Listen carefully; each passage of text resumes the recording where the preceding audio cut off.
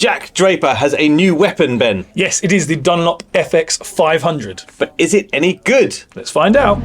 Powered by Strixon. Yes, the FX 500, the power racket in the Dunlop range, and new to the range of, well, this version is new as of now.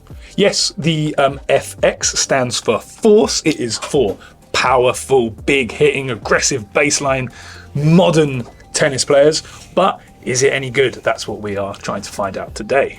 We've been testing the two top end in the FX 500 silo. So that is the FX 500 itself and the FX 500 Tour. Quite a mouthful. Yes, the Dunlop FX 500 Tour is the 98 square inch version, 305 gram. That sort of traditional, when you take a 100 square inch, 300 gram racket and you make it into 98, you shift the balance point slightly, make it 98 square inch. Yes, on paper, absolutely a racket that I should love. Very similar specs to an E-Zone 98, very similar specs generally to power rackets of that ilk. The FX 500 is 300 grams, just like a pure drive, just like an E-Zone 100. So we're looking for something in that realm. Yeah, and that is exactly what Dunlop are going up against with this racket. It's going to fit right next to the E-Zone from Yonex, the Babolat Pure Drive, the Head Boom, the Wilson Ultra, the Prince Beast, these thicker beamed, chunky, stiff power rackets. So the FX 500 is a 300 gram racket. It is 16 by 19 pattern and it's got a balance point of 320 mil. The FX 500 Tour is a 98 square inch racket. It is 305 gram. It has a balance of 315 and is also a 16-19 string pattern. But that is enough of that. If you want the detailed spec, come join us in Nerd Corner.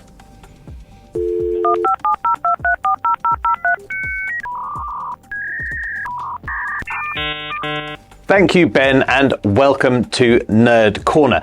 Let's first take you through the standard spec of the FX 500. That is the 100 square inch. It is a 16 by 19 string pattern, and it is a 320 mil balance point. It is, of course, a 300 gram static weight. The beam width is 23 mil up to 26 at its thickest and back to 23 again, so quite a thick, chunky boy as you'd expect in a power frame.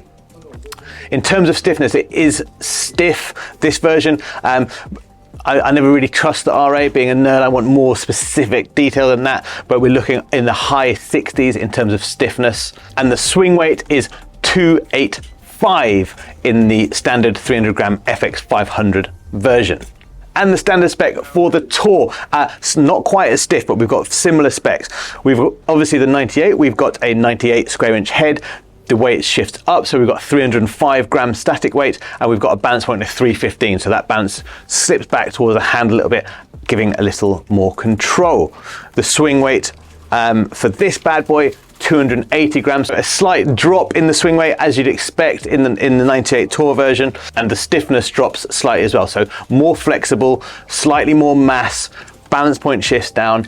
That changes the feel quite dramatically. In terms of the tech, and we've got some real techie bits to get through. First of all, we've got Sonic Core and Infinergy. Very catchy name.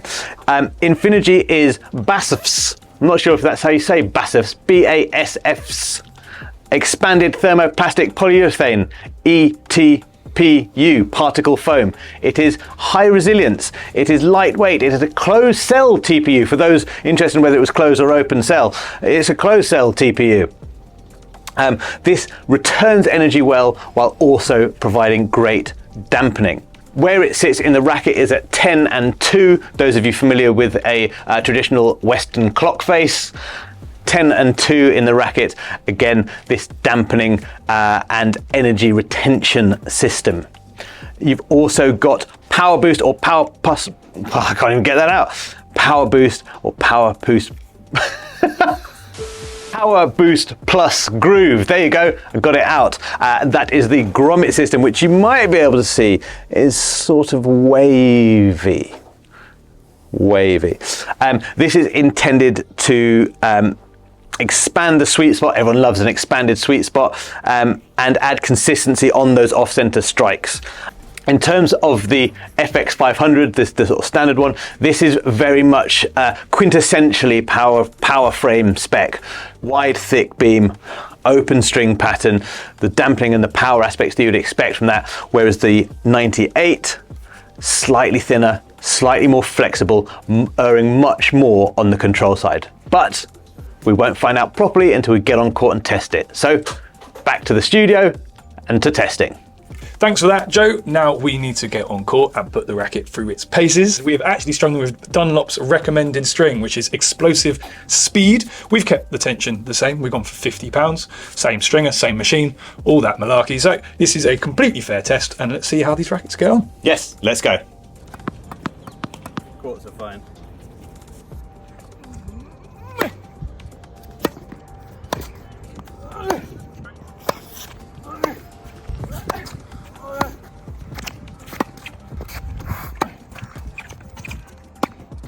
That was cold, wasn't it? It was cold. It was cold. But bright, Ben. Yes, there we go. You can see the glorious sunshine. What you can't see is about -5. But it was still surprisingly pleasurable experience. It was a surprisingly pleasurable experience. I enjoyed both rackets. What were your first impressions when we started playing? Straight away, they were probably two of the easiest rackets to just sort of pick up and start playing. Good pickup. Yes, very good pickup, as Josh would say. But interestingly, I think it just means that they're actually quite neutral in terms of their playing characteristics. For power rackets, they are not that powerful.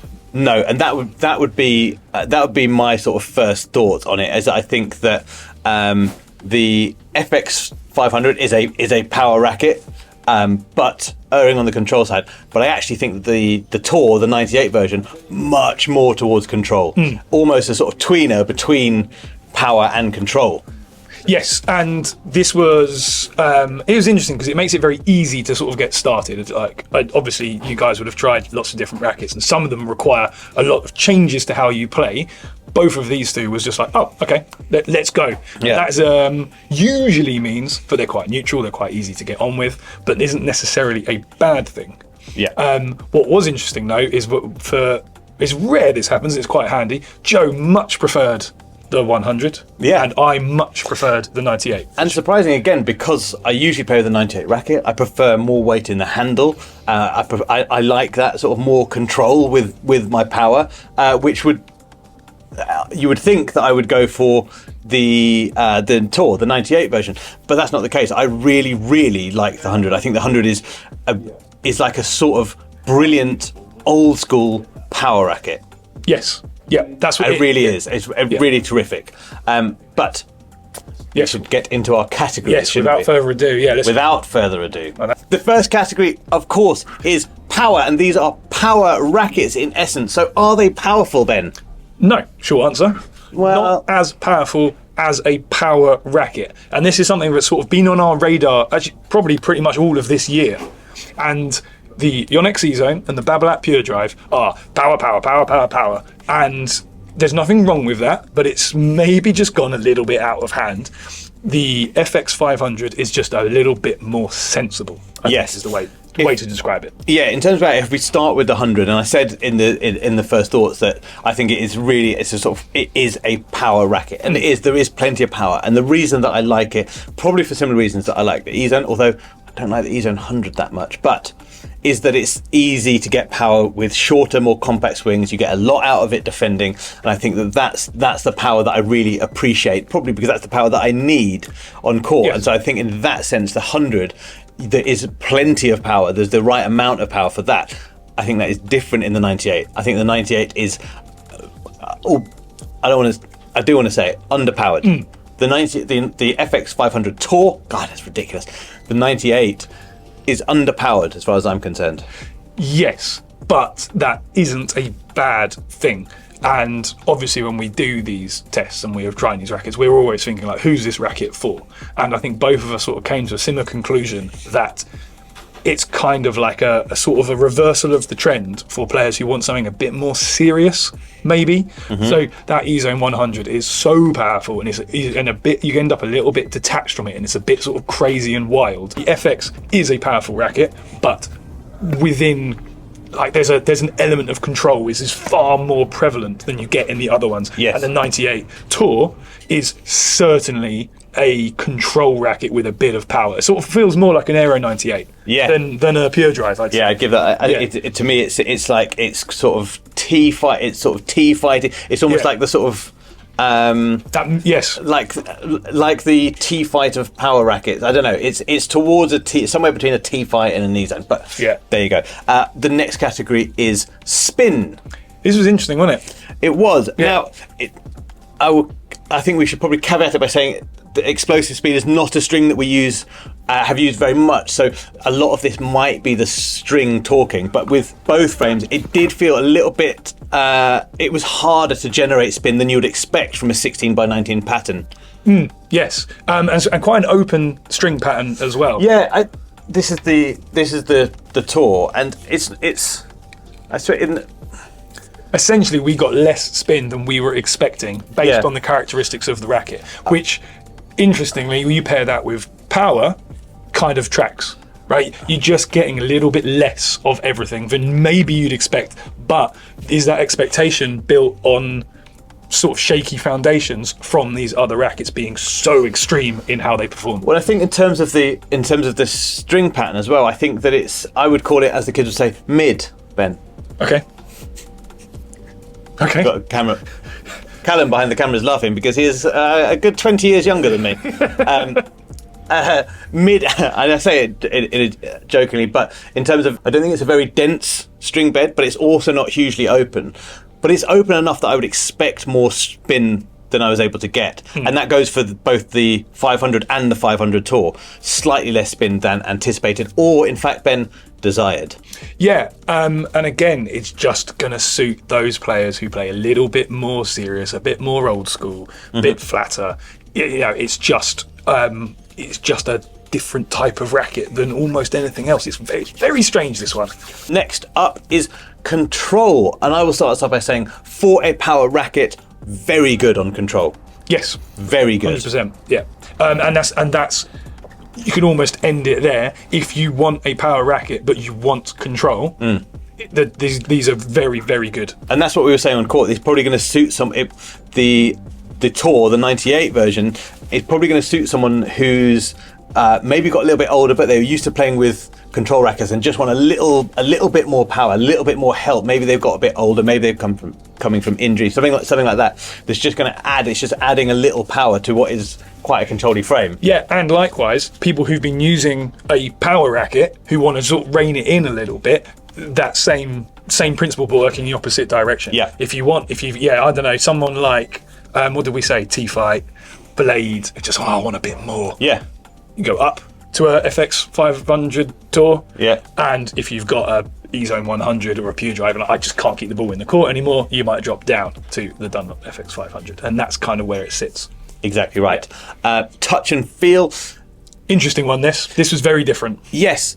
So the trend has been certainly in these power rackets to get loads and loads of sort of softness and dampening technology. Think Minilon, obviously, which is wonderful, but provides a particular type of feel. And this feels different. And I said, again, right at the beginning, like a sort of old school power racket feel. And that's what it is. This is much, much more connected, if that makes sense. Yes, responsive was the word we were using on the court. Yeah, it's not muted and soft and super comfy.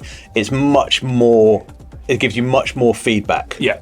Yes, it is a sharp, lively, responsive power racket, which is rare these days. And, yes. And it almost felt like using a power racket from, 10 years ago. Yeah. Which, again, isn't necessarily a bad thing. There's a lot of people out there saying it's all well and good making these rackets more powerful, more comfortable, but what about those of us who don't want more power and don't want this sort of soft, spongy feel? Yeah. And something that you noticed initially is that the off-centre hits, when you're using, especially an E-Zone with that nice juicy Minilon in, you almost can't even tell. Yeah. You don't know that you've got it wrong because the whole racket's so comfy. But with these, 100% you know if you're getting it right, but yes. you're getting it wrong. And that is that feel that you used to get from, we're talking like pure drives of old, and even things like those sort of more precision-y rackets, your blades, your pro staffs, your perceps, where you really know what you're getting, and it's rare to feel that in a power frame, which is quite cool. Yeah, I described it as a very communicative sweet spot. You were so desperate to get that in. Absolutely desperate. Great feedback, great communication from the sweet spot. If you're slightly off, the ball still goes, you still get decent enough outcome, but you feel that you haven't middled it. Not that it happens often, obviously. No. So there is a drawback to this, though, Jay. There is a drawback. Can't blame the racket. No, you can't blame the racket. Can't blame the racket. Know if you're getting it wrong with these, it is you. It is not the racket, and that's quite high praise for the frame itself. It is, yeah. It's not the most manoeuvrable racket. I say it's a sort of downside as a whole. Actually, probably why spin is quite difficult to generate. Because it's not that manoeuvrable. When you've got the racket there for volleys up at the net, it is very stable. You've got plenty of mass. It does feel nice and solid. That is particularly true of the 100 square inch FX 500. Really, really solid. Really nice in hand on volleys. Feels very, very stable. But yes, not as easy to get it moved around. More so with the FX 500 Tour. But yeah. Yeah, and that's ultimately, I guess, why I preferred the Tour, the 98, over the 100 square inch racket, and that was the manoeuvrability. It just felt a little bit cumbersome, a bit clunky, just hard to chuck around, which is 100% me, just my play style. Coming from a speed, the 98, the Tour version, is just much easier to throw around, single-handed backhand, and that makes perfect sense. There you have it, the Dunlop FX 500 and FX 500 Tour reviewed by us. Yeah. You're welcome. Terribly named. Terribly named rackets. I don't think either of us are a huge fan of the cosmetics either. There are a couple of things that are cool. The fact that the Dunlop logo is that sort of triangle, and you've got the triangle aspect in here, that's a nice idea. Yeah, but the execution is poor. Not great, not a great looking racket. But surprisingly, in summation, I really, really liked the FX 500, and I really didn't expect to. I think it's a really terrific racket, and I think it is better than a lot of the 100 square inch power rackets that are out there at the moment. Yeah, again, agreed. I didn't have particularly high hopes going into this one, and I am pleased to report that I was pleasantly surprised how good they both were.